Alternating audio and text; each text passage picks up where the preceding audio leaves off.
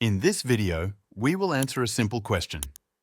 After modifying the /etc/hosts file in Ubuntu, which service do you need to restart?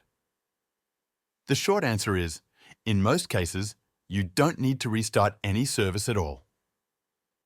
The changes to /etc/hosts are applied immediately. The /etc/hosts file is read by your system every time it needs to resolve a host name. It is used before checking DNS.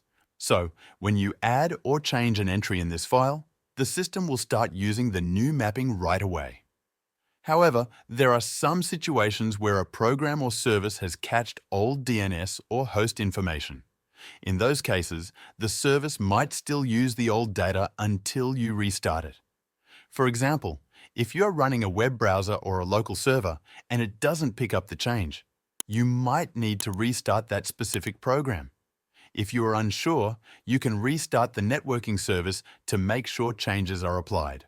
On Ubuntu, you can do this by running sudo systemctl restart NetworkManager. Or if you're using an older version of Ubuntu, sudo service networking restart. But again, most of the time, this is not necessary. Just editing and saving /etc/hosts is enough. You can also use the ping command to test your changes. For example, if you added a line like 127.0.0.1mytest.local, you can test it by running ping mytest.local.